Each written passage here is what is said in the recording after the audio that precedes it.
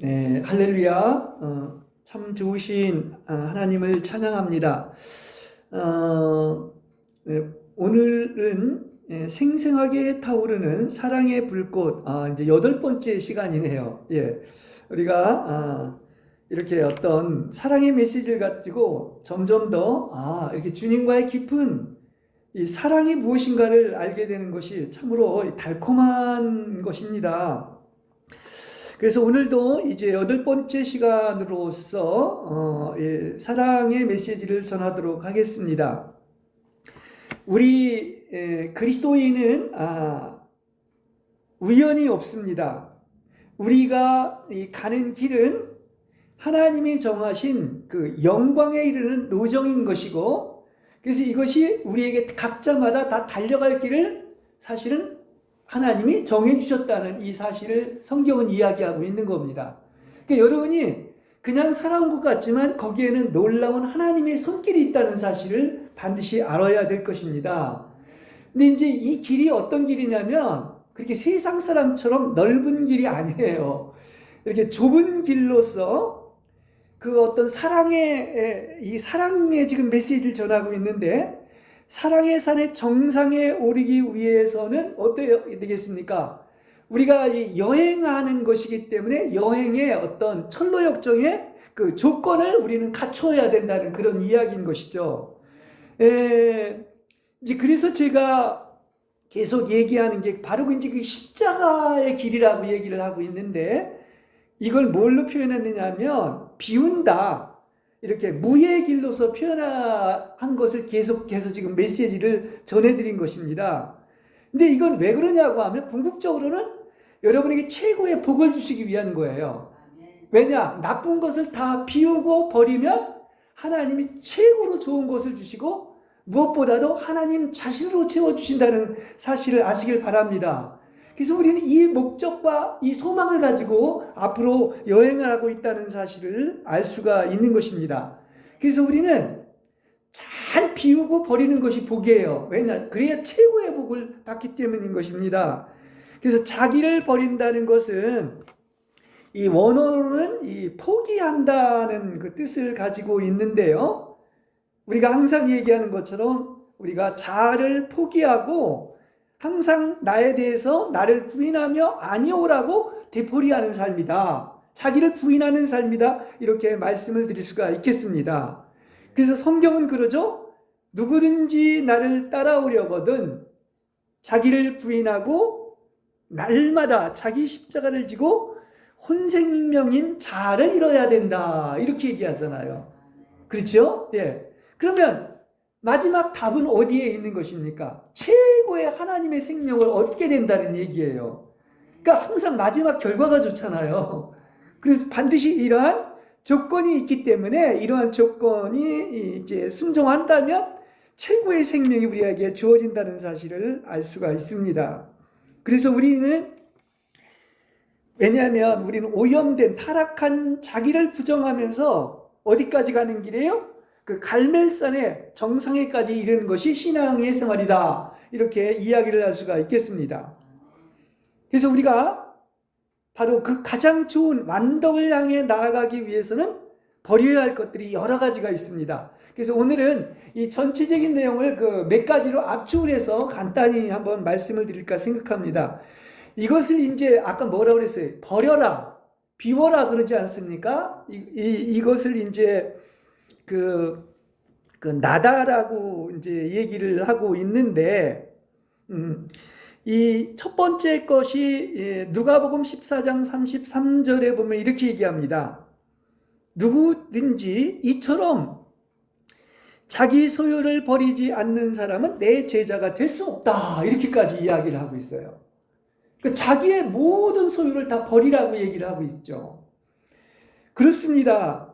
우리는 이 세상이 주는 편익을 희생하는 것으로서 제 집이나 형제나 자매나 부모나 자식이나 전토 등도 버려야 한다고 이야기를 하고 있는 것입니다. 그렇습니다.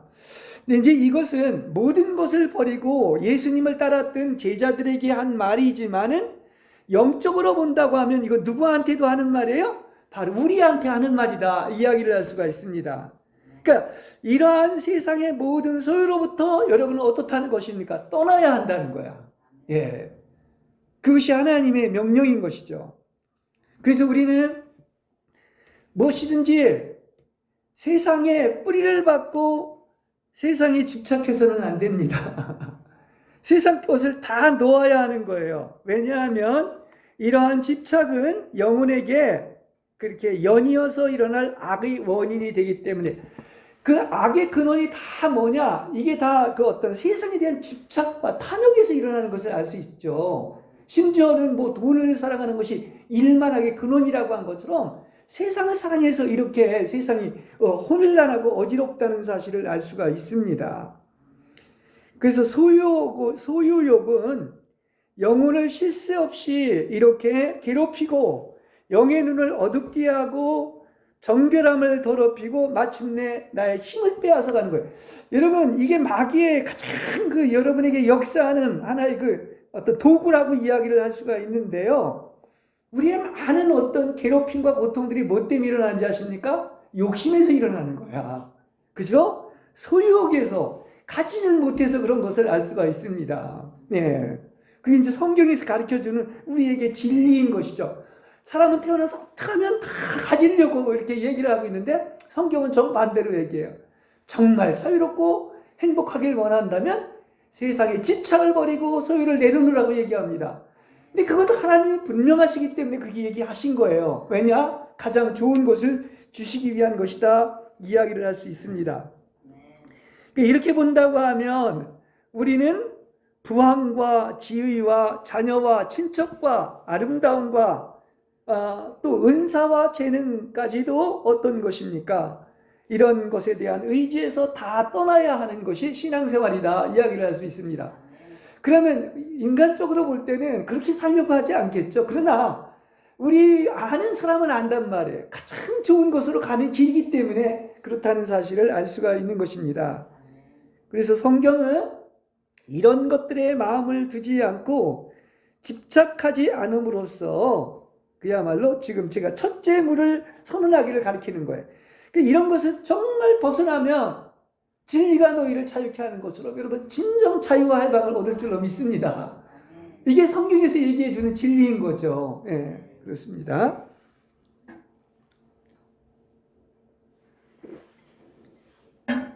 그다음 두 번째 또 무는 우리를 노예로 만드는 것이 여러 가지가 있어요.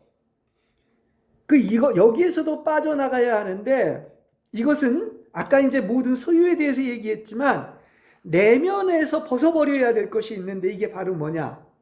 이 내가 스스로 안다고 하는 이 지적인 보물들을 버려야 되는 겁니다. 그렇죠? 그러니까 내가 하나님을 거치지 않은 진리는 다 그것은 정말 세상의 지혜죠. 그래서 성경은 얘기하죠. 스스로 지혜롭고 총명하다고 하는 것을 다 버려야 하는 것입니다. 거기 보면은 누구한테만 하나님의 계시가 열린다고 해서 어린아이와 같이 버린 자, 순수한 자에게는 열리지만 내가 스스로 안다고 하는 지혜롭고 총명한 자들에게는 어떻습니까? 다 막았다는 거예요. 그죠? 그걸 하나님의 뜻이라고 이야기를 하고 있는 것입니다. 그러니까 하나님을 못 보고 알지 못하는 이유가 어디에 있다? 다 자기의 지혜 때문에 그런 거야. 그죠? 인간의 지혜. 스스로 안다고 하고 똑똑하고 총명하다고 하는 것이 이렇게 하나님을 모르는 거죠. 그걸 성경은 이야기해 주고 있습니다. 자, 우리의 어떤 그 지성이나 생각이 얼마나 달라야 하느냐. 이제 하나 아브라함의 예를 들어보면요. 아브라함에게 하나님이 외아들을 그 번제물이라는 게 바로 뭡니까? 불에 사르는 거예요. 이게 말이 됩니까? 그런데 하나님께서는 그렇게 명령을 하신 거예요. 그러니까 보십시오. 인간의 생각이나 지성으로서는 이건 이해가 안 되죠. 그죠? 어떻게 이럴 수 있어요, 더군다나. 그렇지 않습니까? 그런데 이러한 지성이나 생각, 내가 이렇게 땅에 있는 지성이나 생각하고는 정반대의 하나님의 놀라운 일들이 있는데 이러려고 한다면 이걸 아멘으로 받아들이려고 하면 이러한 생각이나 지성을 어떻게 해야 됩니까? 싹둑 잘라버려야 되는 거예요. 그래야 순종할 수 있지 않겠습니까? 그렇죠? 그러니까 이런 것들이 아브라함에게 있었던 것처럼 우리에게도 이러한 어떤 생각이나 지성을 싹둑 잘라버리려고 할 때 이 처절한 번제가 요구되는 거예요. 아브라함에게 아들을 이렇게 바치라고 하는 그런 것처럼. 그렇죠?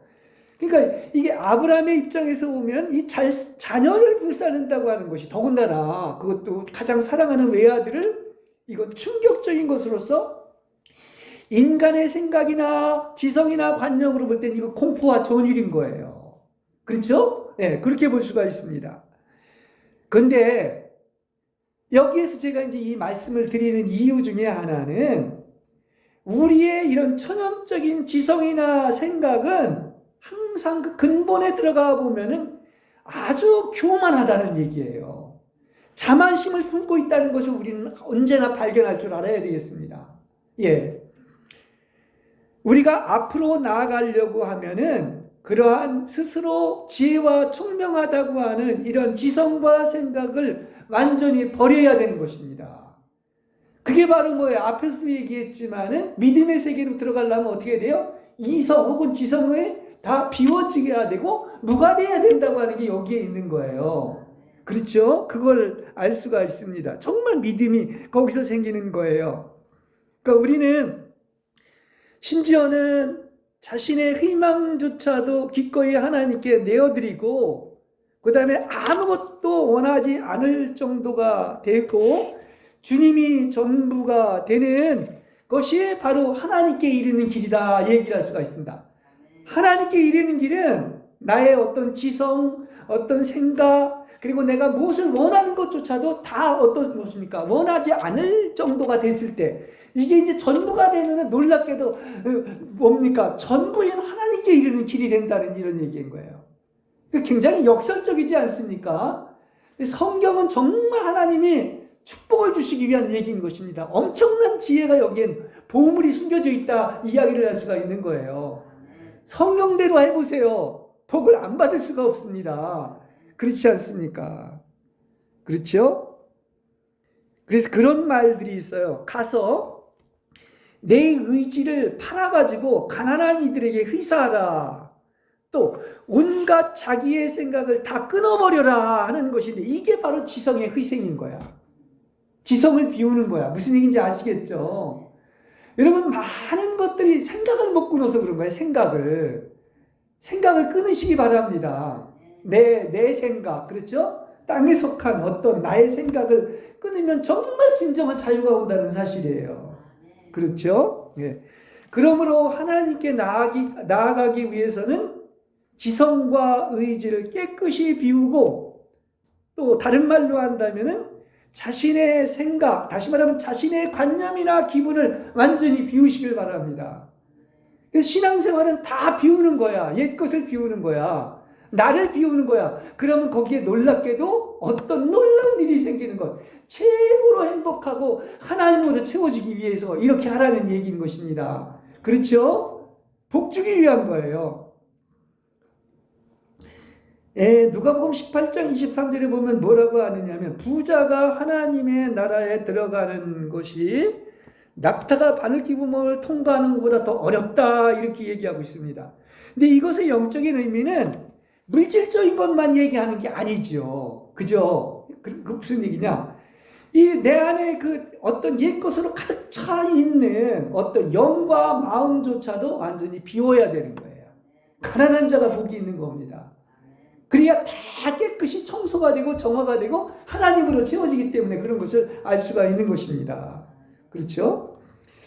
요한복음 9장 39절에 보면, 나는 이 세상을 심판하러 왔습니다. 보지 못하는 사람은 보게 하고 보는 이들은 소경이 되게 하려는 것입니다. 이렇게 얘기하고 있습니다. 내 스스로 본다고 하는 사람은 진짜 소경이죠. 그러나 나는 정말 하나님의 은혜가 아니면 아무것도 보지 못합니다 하는 사람은 진짜 아는 사람이에요. 그러니까 누가 장님이고 누가 빚이 있는 사람인지 알겠죠. 그걸 얘기하고 있습니다. 그러니까 자기 빚에 의뢰하면 할수록 어떤 것인가? 완전 깜깜해지고 소경이라는 거야. 근데 많은 사람들이 어리석게도 자기를 의뢰하고요, 자기가 안다고 착각을 하기 때문에 그런 거야. 무지를 자각하는 거. 뭐 소크라테스도 그런 얘기를 했는데 모른다는 것을 안다는 것이 진짜 아는 거야. 그렇죠? 그걸 얘기하고 있는 것입니다. 그러니까 제 빛에 의뢰할수록 내 스스로 총명과 어떤 지혜를 의지하면 의지할수록 일치에 이르는 길이 중단되는 겁니다. 그렇죠? 자, 그 다음에 세 번째 이제 무라고 제가 계속 이렇게 세 번이니까 세 번을 반복을 했는데 아직도 정상에 올라가려면 이런 이제 어떤 여행을 해야 되는 것인데 이러한 정상에 올라가는 것을 가장 강하게 방해하는 것이 뭐겠습니까? 아마 이미 벌써 나왔을 것이죠. 다른 것도 다 수요도 버려야 되고 지혜와 총명도 버려야 되지만 인간의 가장 거기에 핵심적인 주체는 누구냐고 하면 가장 강하게 이러한 정상에 올라가는 것을 방해하는 것이 여러분의 자아라는 사실을 아시길 바랍니다. 이건 하도 설교를 많이 해서 여러분 알겠죠? 그렇습니다. 왜냐? 모든 것이 나로부터 생기는 거니까요. 그런 것을 알 수가 있습니다. 그래서 무의 길의 대표적인 것은 바로 자아를 아까 버리라. 모든 걸 버리라. 아주 핵심적인 얘기를 했는데 그게 자아를 포기한다는 얘기인 것이죠. 이걸 얘기하고 있습니다. 그럼 자아는 왜 이토록 강할까요? 사실 이게 정말 사람이요. 이 자아를 버리지 않는 사람은 나이가 뭐 죽을 때가 돼도 전혀 안 듭니다. 그리고 더욱더 완고합니다. 그냥 자기로 똘똘 뭉쳐있는 것을 볼 수가 있어요. 정말 나이가 들면 들수록 어떻습니까? 자아를 다 비우고 겸허하고 부드럽고 다른 걸 다 받아들이는 이런 사람이 되어야 되지 않겠습니까? 그렇죠? 이 자아가 왜 이렇게 강하냐고 하면 이 원죄가 유전이 되고 있고 또 자아로 수천 년간을 살아왔어요. 이게 혼으로 살기 때문에 그런 거야. 그죠? 하나님의 은혜로 살지 않고. 그리고 내게 그러한 조성된 성분이 바로 뭐냐고 하면 그 타락한 자아인 거예요. 근데 이 자아는 뭐라고까지 얘기할 수 있느냐면 이 자아는 누구로부터 왔느냐? 사탄과 연합되어 있는 거예요. 그래서 이렇게 강하다는 것을 알 수 있습니다. 그래서 잠언서에 보면 뭡니까? 자기를 다스리는 자는 성을 빼앗는 것보다 낫다고 하는 것은 그만큼 자아를 다스린다고 하는 것이 어떻게 보면 인격의 완성에 이르는 길이다 이야기를 할 수가 있는 것입니다. 자기를 다스릴 사람은 어디에 가서도 자기를 다스릴 줄 알기 때문에 문제될 일이 없는 것을 알 수가 있는 것입니다. 보십시오. 우리가 모든 것의 어떤 관점을 보면은 자기 관점, 자기 기준, 자기 중심, 하여튼 우주의 모든 기준이 자아인 거예요. 하여튼 강팍한 사람일수록 다 모든 기준이 어때요? 다 모든 우주가 자기 중심으로 돌아가고 있는 거야. 근데 은혜를 받을수록 어떻게 됩니까? 모든 중심이 누굴 중심으로? 하나님이 중심으로 돌아가게 된다는 사실인 것입니다. 그래서 이 자기를 사랑하지 않는 것은 하나님의 은총이에요. 우리가 여기 해방되지 못하는 가장 대표적인 것이 뭔지 아십니까? 하나는 하나님의 손길을 모르는 것이고 하나는 자기애 때문에 그런 거예요. 자기애. 그렇게 인간은 자기애가 있다는 사실인 것입니다. 그래서 이거를 없애야 되기 때문에 긴 훈련이 필요한 거죠. 하나님은 예수님을 믿고 난 후부터 자아를 다 버리기를 원하고 혼생명을 잃는다는 게 자아를 잃는 것인데 성령님이 그렇게 날마다 역사에도 이렇게 자아의 파쇄의 작업을 완성시키지 못하는 많은 영혼들이 있다는 사실인 것입니다. 그 정도로 자아는 뭐하다? 강하다. 이렇게 이야기를 할 수가 있겠습니다.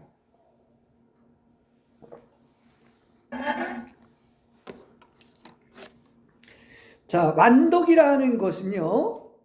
자기가 자신 안에서 인정하는 덕에 있는 것이 아니라 바로 주께서 인정해 주는 덕에 있다는 사실이에요. 그렇죠? 하나님이 인정해 주시는 거야.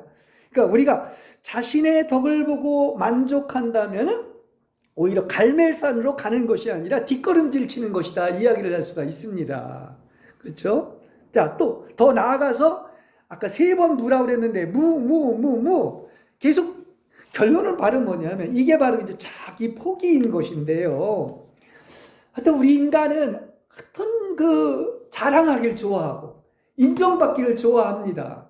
그러다 보니까 하나님의 일을 하는데도 자기 업적을 중히 여기는데 성경은 뭐라고 얘기하고 있느냐면 너희가 주의 이름으로 예언도 하고 많은 기적을 행하고 능력의 일을 행함까지도 뭡니까? 바로 뭡니까? 자기를 위해서 한 것, 자기 영광을 위해서 한 것들은 그런 하나님이 주신 은사까지도 뭐라고 그럽니까? 주님께서 불법을 행하는 자들아 내게서 물러가라고 그랬습니다. 그러니까 이 중심이 바로 어디서 나왔기 때문에 이렇게까지 얘기한 거예요. 기적을 행하고요, 병을 고치고 또 나아가서 능력의 일을 행했다는 것은 하나님의 일을 했는데도 불구하고 그것이 자의 능력에서 나온 것이라고 한다면 그건 불법이기 때문에 왕국의 어떤 상급을 받지 못한다고까지 이야기를 하고 있는 이유가 여기에 있는 것입니다.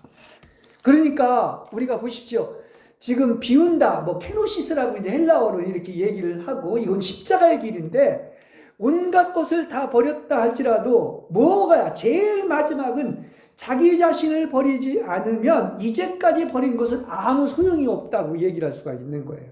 그죠? 모든 소유도 그런 것입니다. 자기가 하는 것이기 때문에 그런 거예요.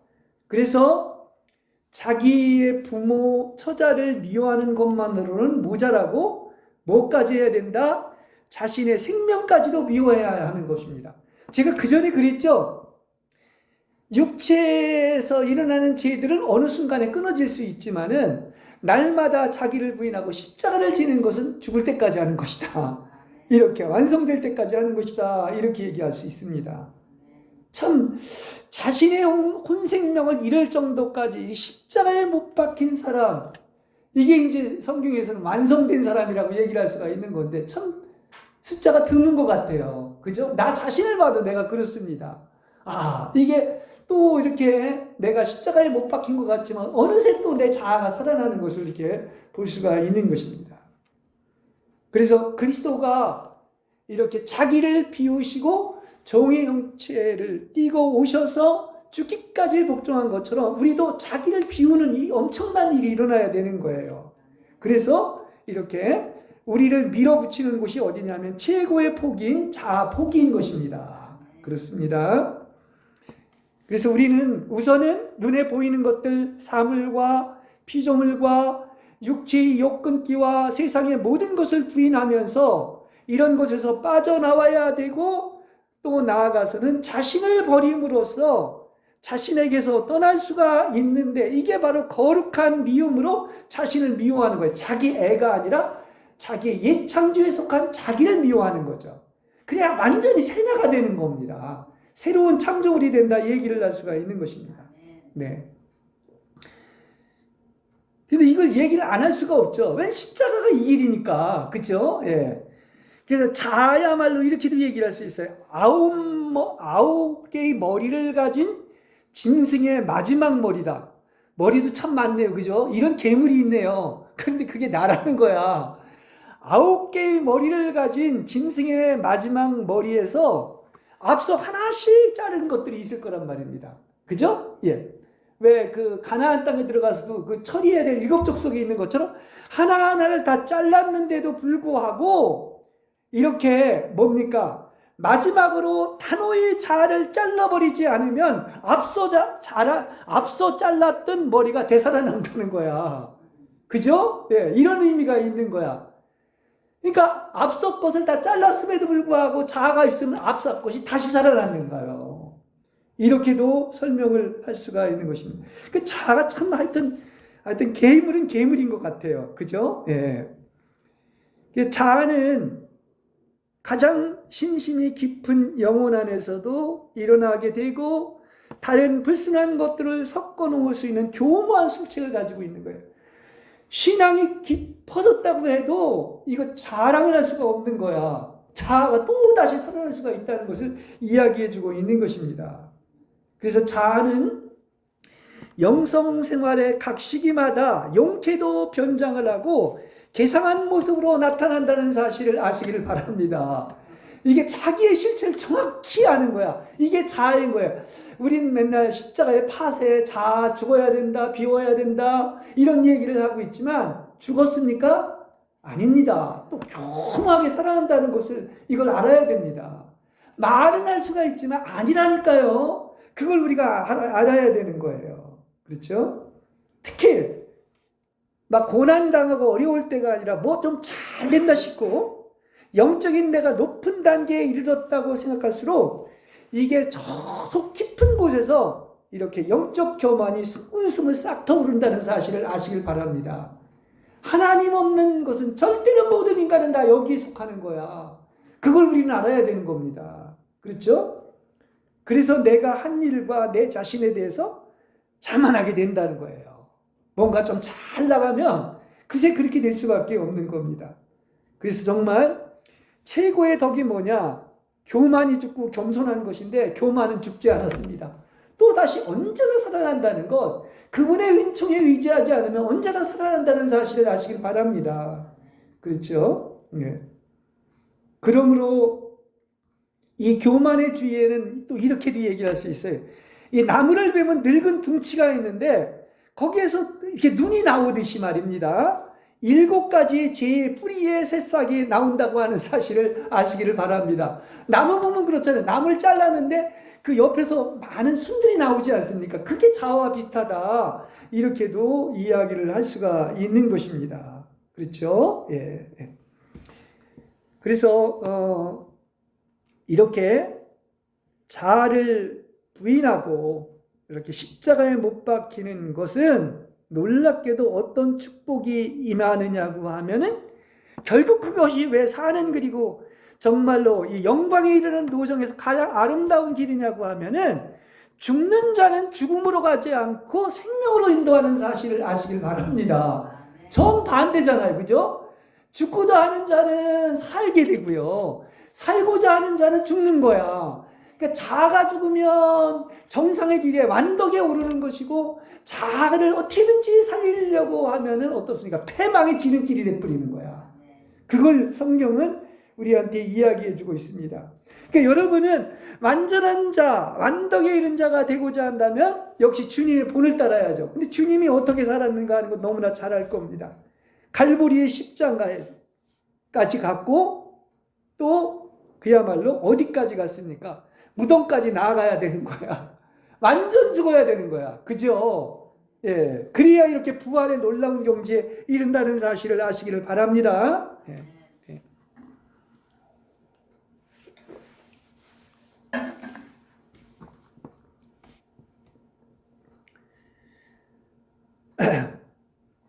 이 하나님은 이렇게 그래서 이렇게 밖에서 오는 어떤 시련으로 우리를 훈련시키고 또 나아가서는 우리 안에서 영적인 시련으로 훈련을 시키는데 심지어는요 예수님이 그러지 않았습니까? 제일 마지막에 나의 하나님 어찌하여 나를 버리셨나이까 한 것처럼 우리가 이런 시련을 통해서 내가 버림받았음에 대한 것을 체험하고 이렇게 하나님께 부르짖는 순간 놀랍게도 그 십자가에 못 박히신 예수님이 여러분에게 보여주신다는 사실도 아시기를 바랍니다. 우리가 거기까지도 가는 거예요. 그죠? 영성이 깊은 사람들은 이걸 체험하게 하는 겁니다. 그걸 우리는 알아야 됩니다. 이와 같이 영혼이 아버지의 위로도 끊어지고 사람들에게서는 조롱받고 또 감각적으로도 영적으로도 무가 되었다고 느낄 때 비로소 거기에서 놀라운 일이 일어나는데 영혼과 하나님 사이에 일치가 이루어지는 거예요. 그러니까 이게 아까 그랬죠? 여행을 가는 길이다. 천루역정의 길이다. 근데 하나님과 일치되는 길은 반드시 이 길을 통과해야 된다는 것을 성경은 이야기해주고 있습니다. 근데 너무 이걸 또 어렵게만 생각하면 안 되는 것이 혼자 가는 게 절대 아닙니다. 하나님이 함께 하시고 먹이를 져주시는 것입니다. 그래서 넉넉히 함께 갈 줄로 믿습니다. 예. 그렇죠? 이게 바로 뭐냐면 십자가의 길을 통과한 후에는 반드시 부활의 경지인 모든 것을 이렇게 얻는 길에 이르게 된다는 사실을 아시길 바랍니다. 이렇게 무의 길을 지나면서 자신에게 죽고 모든 것을 벗어버리고 산꼭대기에서 시련의 차가운 이렇게 밤중에 하나님으로 말미암아 십자가에 못 박힌 충실한 영혼은 어떤 것입니까? 반드시 부활로 하나님이 갚아준다는 사실을 아시길 바랍니다. 그래서 이제 이게 우리한테 이게 완주를 해서 이렇게 된다고 하면 모든 사람이 어떻게 되는 것입니까? 부활하고 영원한 생명을 얻게 되는 것 아니겠습니까? 그래서 사실은 이것은 참으로 멋있는 길이에요. 왜냐? 사람이 다 그냥 어떤 더러운 사탄마귀의 그 추악하고 냄새나는 것들이 있는데 이걸 다 비우면 그 놀라운 하나님으로, 그 아름다운 하나님으로, 사랑의 하나님으로 여러분 안에 채워지기 때문에 그렇게 우주에서 멋있는 사람이 어디 있습니까? 그렇죠? 그렇죠. 그 최고의 신화된 사람이 된다 얘기를 할 수 있습니다. 그래서 모두를 잃었던 그는 모든 것이신 분을 소유함으로써 이제 모든 것을 얻은 사람이 된 거야. 그걸 얘기하고 있는 것입니다. 그래서 왜 많은 사람들이 또 좋은 책이나 그런 어떤 영성가들이 얘기하는 걸 보면 뭐 무소유를 얘기하고 뭐 버려라 이르라는 것들이 다 뭐냐, 이걸 얘기하기 위한 거예요.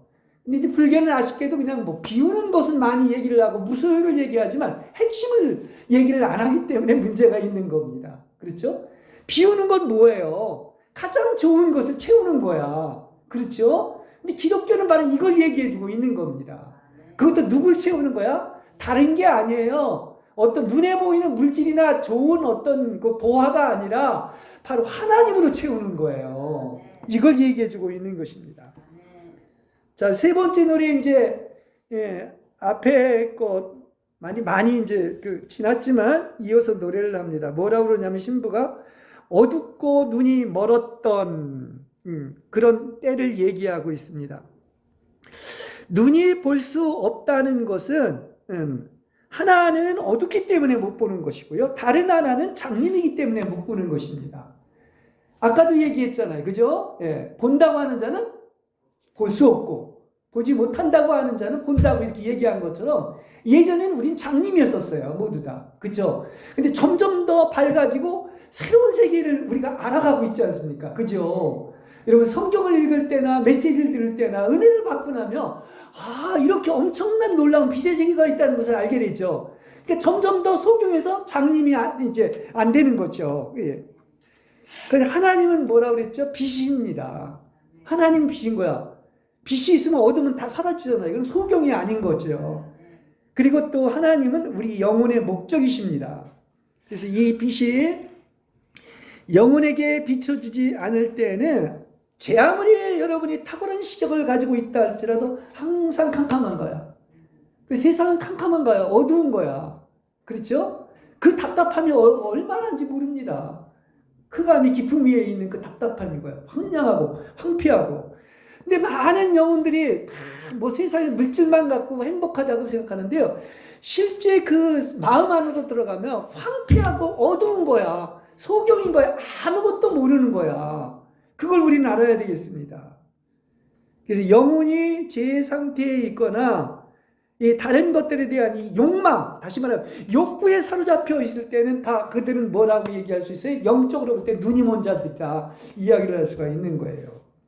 그리고 하나님의 빛이 비춰진다 할지라도 눈이 멀었기 때문에 영혼의 어두움을 보지 못하는 거예요. 그렇죠? 그래서 이제 영적으로 높은 단계에서 이루어지는 변화를 통하여 빛이 우리 안에 비춰주고 그렇게 된다고 하면은 우리는 하나님의 엄청난 보물에 대해서 알게 되는 것이죠. 그렇지 않습니까? 그러니까 여기에서 영혼이 말하는 것은 이 하나님과의 일치에 이르기 전까지는 자기의 감각이 어두워져서 캄캄함 속에 있다는 얘기를 하고 있는 것입니다. 여러분 이제는 밝아지고 우리의 길이 보이고 또 나아가서 정말 진정한 축복이 무엇이고 자유가 무엇이고 진리가 무엇인지를 알지 않습니까? 이게 빛으로 말미암아 해방받았기 때문에 그런 것을 알 수가 있습니다. 예. 예, 창세기 이제 1장 2절에서 3절을 보면 그러죠. 흑암이 깊음 위에 있고 하나님의 신은 수면을 운행했다고 하는 것처럼 그렇게 3절에 빛이 생겨라 하니까 드디어 빛이 생겼는데 그걸 하나님이 말씀하기 전까지는 어둠이 영혼의 감각의 동구에 어떤 심연을 덮고 있다고 하는 것을 이야기하고 있는 겁니다. 그렇죠? 그러니까 그 어둠이 있을 때는 어떻습니까? 황량하고 황폐하고 어둡고 깜깜한 것이죠. 그것도 그냥 깊은 어둠의 심연 속에 있다는 것을 이야기해주고 있는 거예요. 그게 우리 영혼도 표현하고 있는 거예요. 인간의 영혼을. 그걸 얘기하고 있습니다. 그렇죠?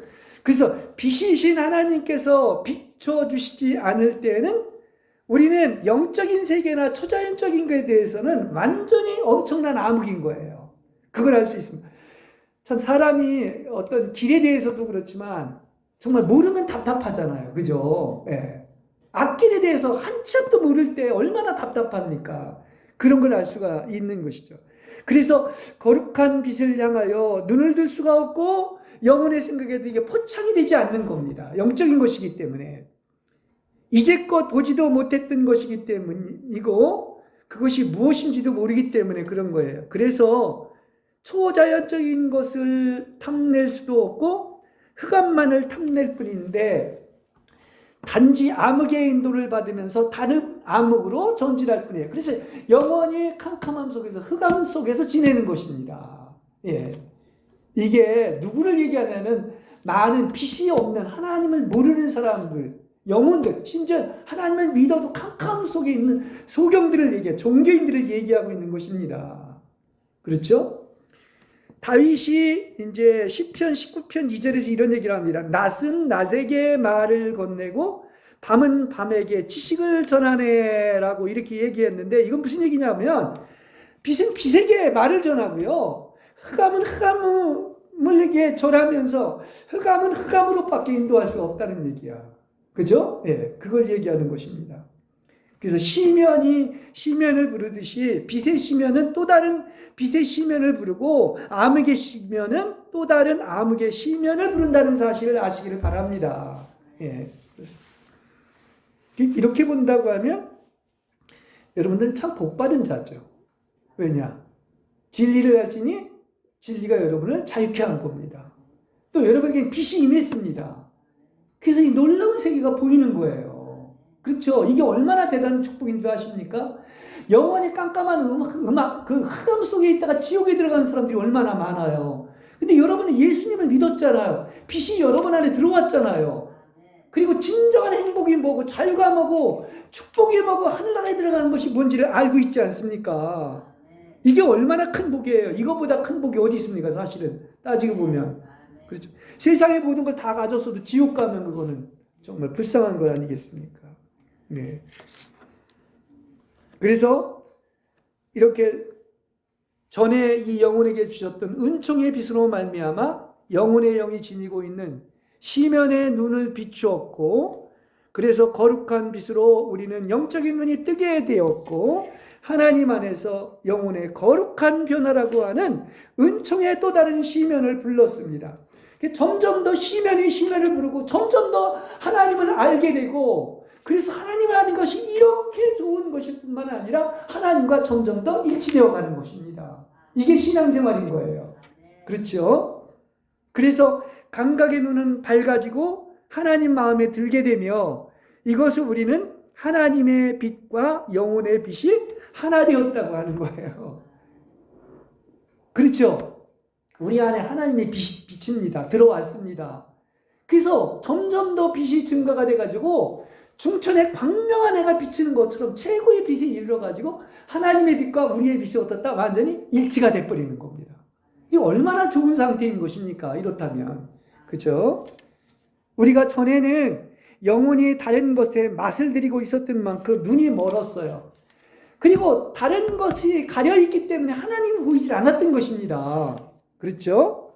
그래서 이성적이며 최고 높은 감각의 이렇게 눈멀음은 이렇게 욕구 안에 욕구인데 이게 욕망인데 이렇게 그 하나님의 아름다움과 풍요로움의 위대함을 볼 수가 없고 하여튼 작은 집착 하나라도 아무리 작은 것이라도 눈에 무언가가 들어가 있다면 아무것도 보지 못하고 이렇게 거룩한 위대함을 방해하기에 충분하다는 사실이에요.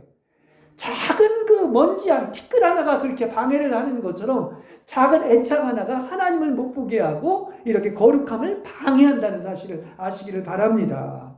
그렇죠? 그래서 욕구를 가지고 있는 영혼이 하나님의 일을 있는 그대로 판단하기에는 불가능하게 된다는 그런 사실인 것입니다. 예.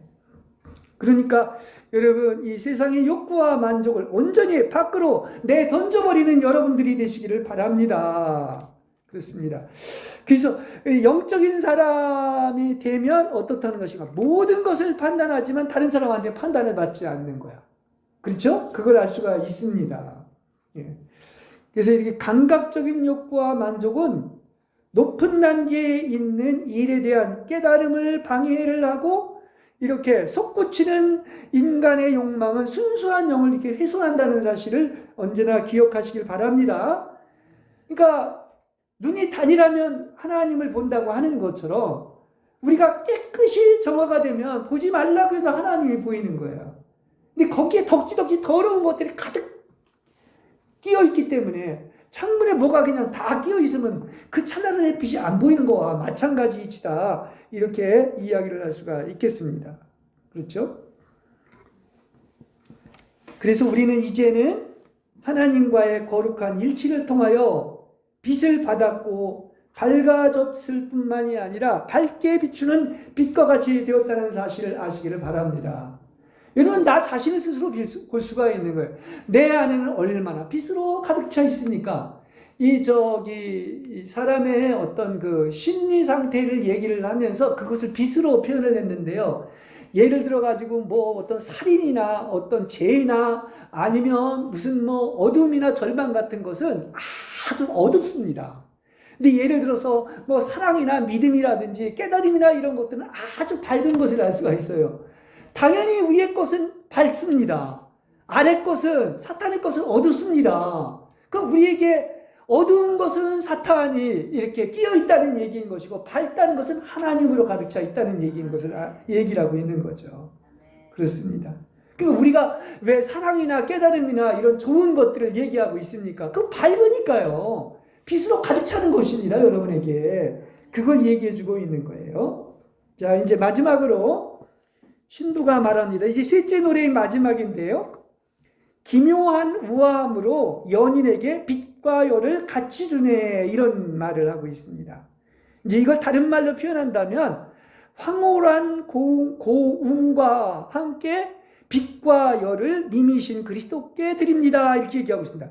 이게 도대체 무슨 얘기냐고 하면, 하나님께서 우리에게 아낌없이 이렇게 빛과 열을 우리에게 주셨습니다. 그럼 우리도 같이 어떻게 하는 것입니까? 이렇게 그 연인인 그리스도에게 빛과 열을 하나님께 드리는 거예요. 내어드리는 거예요. 이게 상호 교류의 작용이 일어난다는 것을 이야기하고 있습니다. 그렇죠? 그걸 얘기하고 있는 겁니다. 그래서 하나님께 사랑 가득한 영광을 받은 그 광채들 안에서 불이 붙은 등불이 되고, 연인인 그리스도로부터 받은 그 사랑의 열기와 빛을 연인에게 그대로 또 돌려드리는 겁니다. 이게 서로 상호 교류가 일어나는 것을 얘기하고 있지 않습니까? 그렇죠? 근데 어떤 방식이냐? 여기에서 등불들을 받아들이는 방식 그대로 그것을 또한 주신 분께 똑같은 아름다움으로, 즉 고상하고 기품 있는 아름다움으로 하나님께 돌려드리는 거야. 예, 그렇습니다. 유리창에 태양빛이 비칠 때 동시에 거기서는 광채를 반사하지 않습니까? 그죠? 그런데 영혼은 이보다도 탁월한 방식으로 거룩한 빛을 발산을 하는데, 이는 사랑을 열망하는 의지를 단련시키기 위함인 것입니다. 기묘한 우아함이라는 이런 말은 황홀한 아름다움으로 세상의 어떤 보편적인 생각, 갈망, 모든 방법과 방식으로부터 멀리 떨어져 있는 이 영적인 아름다움을 이야기하고 있는 겁니다.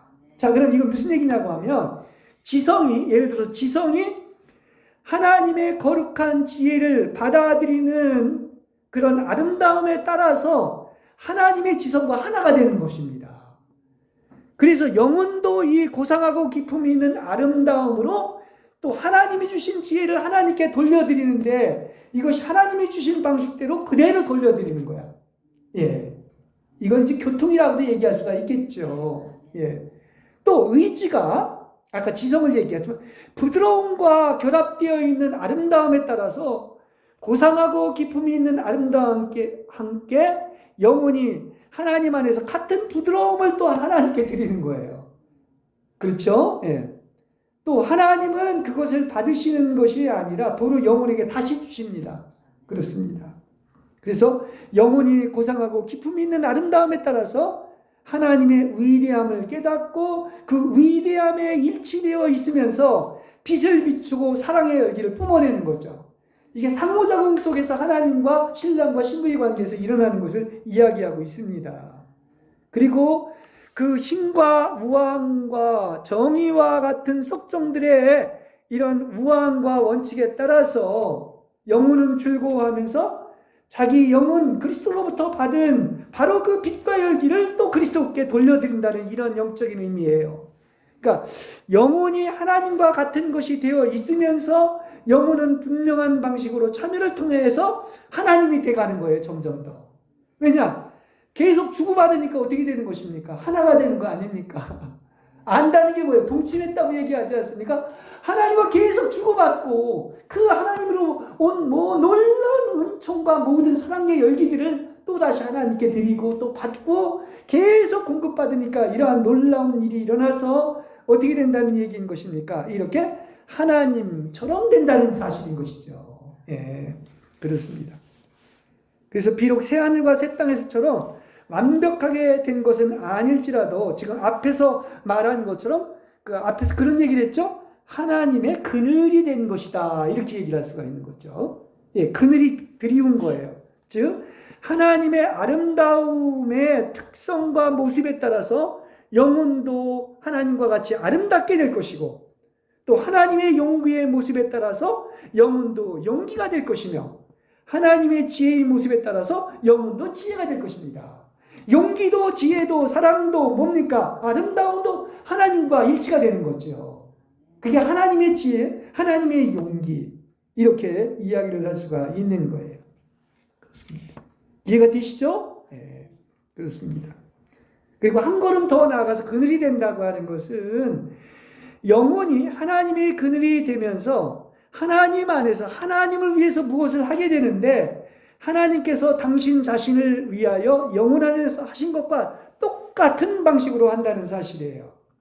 그래서 이걸 쉽게 설명을 한다면 그리스도와 신부의 두 주체가 있다면 그 두 주체의 의지가 완전히 하나가 되는 것을 얘기하고 있는 것입니다. 그렇죠? 우리가 신앙생활의 제일 마지막 단계는 어떤 수동적인 단계, 수동적인 정화라고 얘기를 하고 있는데 그때가 뭐냐? 그것은 하나님의 의지와 나의 의지가 완전히 하나가 되는 단계인 거죠. 더 이상 하나님의 뜻만 있는 것을 얘기하고 있죠. 그리고 또 하나는 하나님이 나의 전부가 되는 단계를 얘기하고 있는 것이죠. 그렇죠? 이게 이제 그 어떤 일치가 되는 것을 이야기를 하고 있고 이렇게 하나님의 의지와 나의 의지가 더욱더 일치될수록 더욱더 자유롭고 품위 있는 의지를 우리는 간직하게 되는 것입니다. 바로 이것이 영원히 하나님께 드리는 진정하고 완전한 선물인 줄로 믿습니다.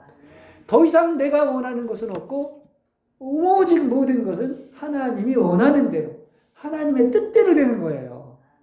예수님이 이 땅에 오셔서 한 일이 뭡니까? 나의 먹을 양식은 하나님의 뜻을 행하는 것이라고 했어요. 우리도 마찬가지인 것이죠. 이제 더 이상 내가 원하는 것은 없어지고 하나님의 원하는 것만 있는 거야. 하나님의 뜻만 있는 거야. 그래서 하나님의 뜻이 이 땅에 이루어지는 거예요. 그렇지 않습니까? 네.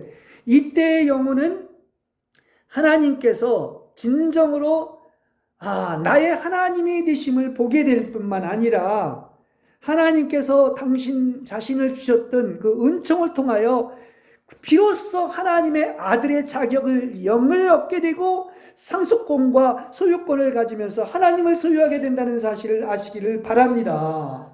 그렇죠? 여러분은 놀랍게도 이렇게 그야말로 하나가 되면서 하나님의 아들의 자격을 영을 가진 사람들이 됐습니다. 그리고 하나님의 모든 상속권과 소유권을 가지고 하나님을 소유한 사람들이 됐습니다. 그러면 다 된 거 아니에요. 하나님을 소유했는데. 그렇죠? 모든 상속권을 가지게 됐는데. 그렇지 않습니까? 이제 이런 단계가 이르려면 마치 자기 마음대로 할 수 있는 것처럼 영혼이 의지를 가지고, 왜냐 하나님과 똑같은 의지가 됐으니까 그분께 드릴 수 있고 마음껏 교류할 수가 있는 겁니다. 그래서 이렇게 영혼은 자신에게 당신을 내주셨던 그런 하나님이신 자기 연인에게 자신을 성질일 때 드리는 거예요. 그러니까 드리는 것도 얼마나 드리느냐의 그 헌신과 어떤 내어드림에 있어서 주님이 아낌없이 주신 것처럼 우리도 거기에 비례해서 아낌없이 손들이채 나의 모든 전도를 하나님께 드리는 것입니다. 이게 바로 내어드림인 것이에요. 그죠? 네. 그래서 하나님이 무한한 은혜와 사랑을 주신 것처럼 영혼도 기꺼이 성령께 자신을 드리는 것이기 때문에 영혼은 헤아릴 수 없는 기쁨과 환희를 맛보게 되는 것입니다. 신앙생활이 그런 것이에요. 그렇지 않습니까? 하늘나라 뭐라고 그랬어? 거기는 기쁨이 있고 또 뭐가 있습니까? 의가 있고 또 뭡니까? 진정한 평화가 있다고 하지 않습니까? 그걸 얘기하고 있죠. 그러니까 우리는 그러면 그럴수록 내가 이처럼 사랑받고 있다는 그 느낌을 알게 되고요.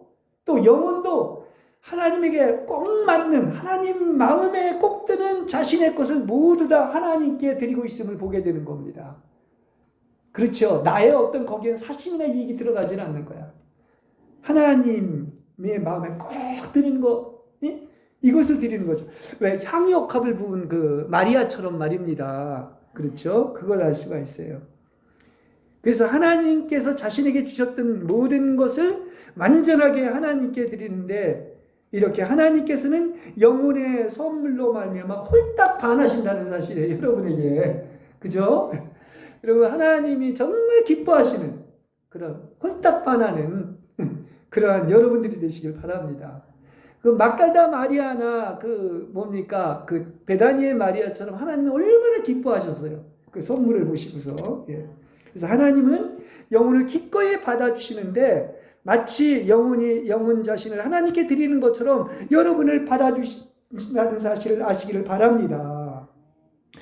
바로 이 선물로 하나님께서는 영혼을 또 새롭게 사랑하시고 날마다 새롭게 하시며 이렇게 영혼도 역시 하나님을 사랑하는데 바로 이게 이제 이 사랑의 교류 속에서 아가서에서도 얘기하고 또 에베소에서도 얘기하는 것처럼 이 사랑의 극치에 이르러가지고 완전히 하나 되는 거예요. 그죠? 그래서 이 하나님의 신비의 넓이와 길이와 높이와 깊이가 점점 더 깨달아지며 모든 지식을 초월하는 그리스도의 사랑이 있게 하시어 하나님의 충만에 이르게 하신다는 사실인 것입니다.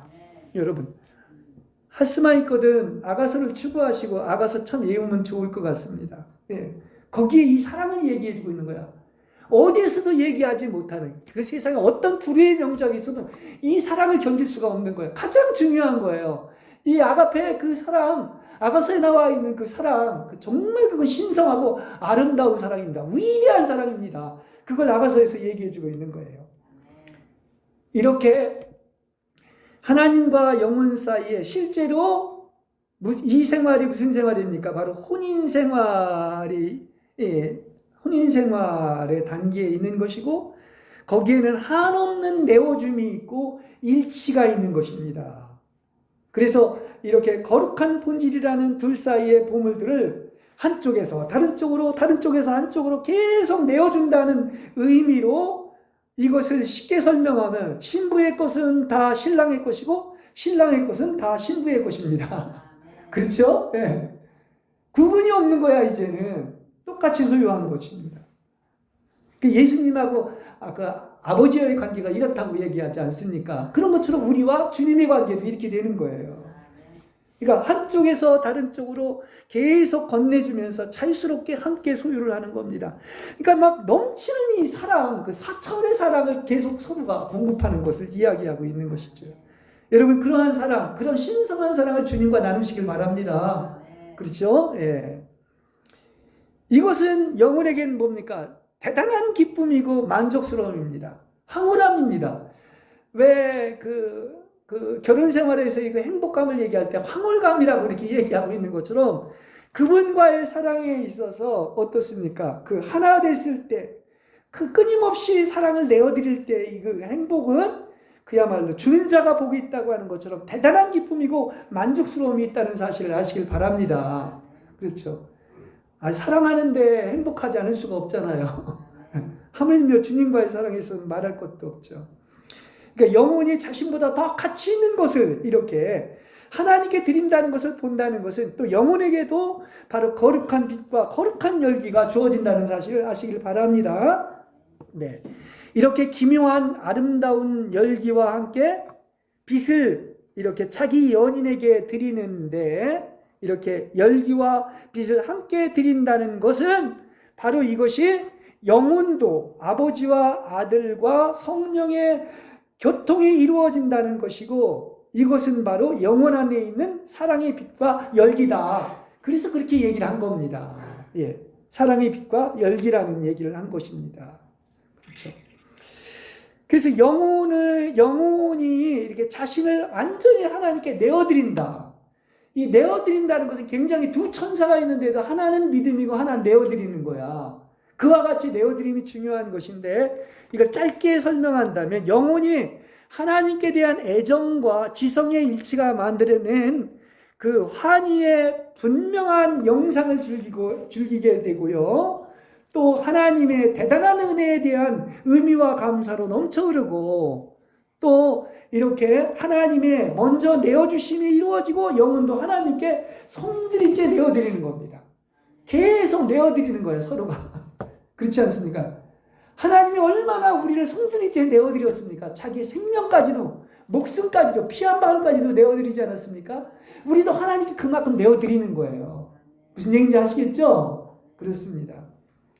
그리스도께서 영혼을 위해 성들이째 내어주신 만큼 영혼도 하나님께 내어드리는 사랑은 참으로 기묘한 아름다움으로서, 이제 결론으로 여기에는 선물인 네 가지가 있는데, 그게 바로 뭐냐면 사랑과 환희와 찬미와 감사가 있는 겁니다. 여기에는. 네.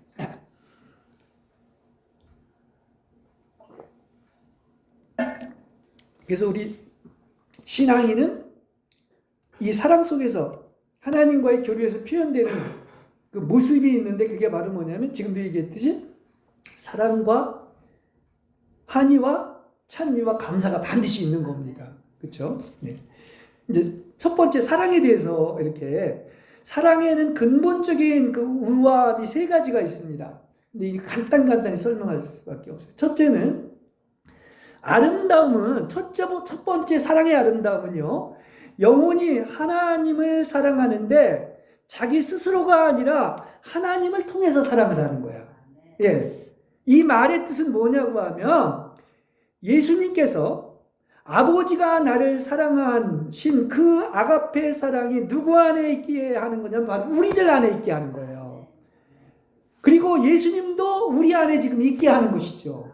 그렇지 않습니까? 즉 영혼이 나에게 주신 그 사랑을 통해서 사랑하는 것이다, 얘기를 할 수 있습니다. 그렇죠? 예. 두 번째 아름다움은, 사랑의 아름다움은 하나님 안에서 하나님을 사랑하는 것인데, 이 일치에서 영혼이 하나님의 사랑 안으로 격렬하게 흡수되기 때문인 것입니다. 그래서 물도 허물하지 못하고 불도 끄지 못하는 이런 격렬한 사랑이 일어나는 것을 이야기하고 있죠. 하나님은 대단한 어떤 격렬함으로 당신을 영혼에게 넘겨주시는 것이 하나님의 사랑 아니겠습니까? 우리도 거기에 비례해서 이렇게 하나님께 이렇게 흡수가 되는 거예요. 그 사랑에. 그 다음에 세 번째, 사랑의 근본적인 아름다움으로 하나님이신 그분을 통하여 하나님을 사랑하는 것인데, 그분은 영혼에게는 관대하시고 선하시고 영광스러운 분이시기 때문에 단순히 하나님을 사랑하는 것이 아니라, 이렇게 영혼 안에서는 무슨 속성이 있다? 하나님의 속성들이 본질적으로 영혼의 모든 것이기 때문에 그렇게 영혼도 강렬하게 하나님을 사랑한다는 사실인 것입니다. 그렇죠? 자, 그 다음에 사랑에 대해서 얘기했고요. 두 번째는 바로 환희입니다. 환희의 모습에도 아름다운 세 가지가 있는데, 첫 번째 아름다움은 영혼이 하나님을 즐거워하는데 하나님 때문에 즐거워하는 거야. 하나님이기 때문에 즐거워. 다른 것 때문에 즐거워하는 게 아닙니다. 여러분은 하나님을 즐거워하시기 바랍니다. 하나님을 누리시기 바랍니다. 여러분이 무엇 때문에 즐거워요? 하나님 때문에 즐거운 거야. 그렇지 않습니까? 예. 그러니까 자신의 지성이 하나님의 전능하심과 지혜와 선하심에 일치하기 때문에 이렇게 하나님에 대해서 다양한 것을 알게 되는 만큼 모든 그 하나님의 엄청난 것들에 대해서 즐기게 된다는 거예요. 그렇죠? 하나님을 즐기는 것입니다. 그 다음에 두 번째 환희는 다른 말로는 희열이죠.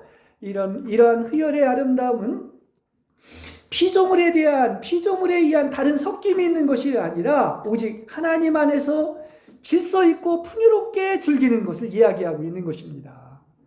그 다음에 세 번째 즐거움, 영어로 얘기하면 joy인데요. joy 얘기하는 것처럼 이건 세상이 주는 어떤 기쁨이 아니라 하나님이 주시는 기쁨이기 때문에 항상 우리는 기뻐하며 즐기는 겁니다. 이건 세상이 주는 기쁨이 아니에요. 하나님이 주시는 기쁨입니다. 그래서 성경은 뭐라고 하죠? 항상 기뻐하십시오. 여러분, 하나님으로부터 온, 하나님의 뜻으로부터 온 것은 하나님의 뜻을 알고 나면 항상 기뻐할 수밖에 없는 거야. 세상이 주는 일시적인 기쁨이 아니라는 사실인 것입니다. 우리 아까 왜 기뻐하고 찬양하라, 조이 이렇게 리조이스라고 하면서 그 환희의 송가를 불렀는데요. 거기에 거기에 보면은 이런 말이 나옵니다. 환희여 기쁨이여 아름다운 신들의 불꽃이여 낙원의 딸이여 우리 모두 정열과 환희와 기쁨에 취해서 빛에 가득한 성소로 들어가자. 이렇게 말을 하고 있는 것입니다. 그래서 환희의 송가를 부르는 거야. 우리는 그야말로 기쁨에 넘치는 것입니다. 환희에 넘치는 거예요. 그게 하늘나라인 것입니다. 여러분 기쁜 게 정상인 거예요. 그죠? 슬프고 우울한 게 아닙니다. 거기는 환희의 나라예요. 기쁨의 나라인 것입니다. 그걸 얘기하고 있는 것이죠. 이렇게 환희의 아름다움은 놀랄만하고 고귀하고 기품이 있고 근본적이라는 사실인 것입니다. 하나님으로부터 온 것은. 그 다음에 세 번째 찬미가 있다고 했어요. 이 찬미에도 세 가지의 아름다움이 있는데요. 첫 번째 아름다움은 이사야서 43장 21절에 보면 이 백성은 내가 나를 위하여 지은 백성이니 그들이 나에 대해 찬양을 전하리라 이렇게 얘기하고 있는 것입니다. 그러니까 우리는 왜 창조가 됐느냐고 하면 하나님을 찬양하고 영광을 돌리기 위해서 지어진 백성이라는 사실을 아시길 바랍니다. 그렇죠. 그다음 두 번째 찬미의 아름다움은 하나님께로부터 받은 보배들과 하나님을 찬미하는 가운데 당연히 얻는 즐거움 때문에 하나님을 찬미하는 거예요. 찬송하는 사람이 저기 기뻐하고 즐거워할 수밖에 없죠. 그렇지 않습니까? 하나님을 찬미하는데 거기에 어떤 어둠이 있고 어떤 분쟁이 있고 싸움이 있겠습니까?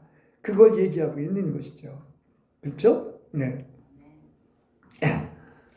그리고 세 번째는 세 번째 찬미의 아름다움은 자기 안에서 하나님이신 것 때문에 영혼이 아무런 어떤 즐거움을 얻지 못했다 할지라도 그분이 바로 하나님이시기 때문에 하나님을 찬양하는 것입니다. 아무런 조건 없이 하나님만이 그야말로 어떤 것입니까?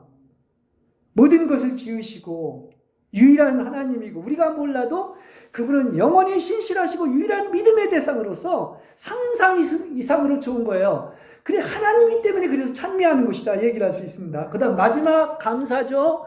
그러니까 이 네 가지 특징은 우리 신앙인의 어떤 특징이라고 얘기할 수 있는데 감사에도 세 가지 아름다움이 있는 겁니다. 첫 번째 아름다움은 영혼이 받은 본성적이며 영적인 보배들과 은혜들에 대해서 우리는 항상 감사를 하는 거죠.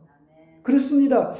여러분 모든 것이 하나님의 은혜요 하나님에서 주어진 것 내 생명도 하나님께서 주신 것을 안다면 모든 것이 감사 아닌 것이 없으죠. 그렇죠? 여러분 우리 가정과 하나 없습니다. 여러분도 하나님이 주신 거예요. 내 자신을. 그렇지 않습니까? 그 다음에 두 번째 아름다움은 하나님을 찬미하는 가운데 얻게 되는 엄청난 기쁨인데 이 찬미 안에서 우리는 대단한 충격과 함께 빨려 들어가기 때문인 거예요.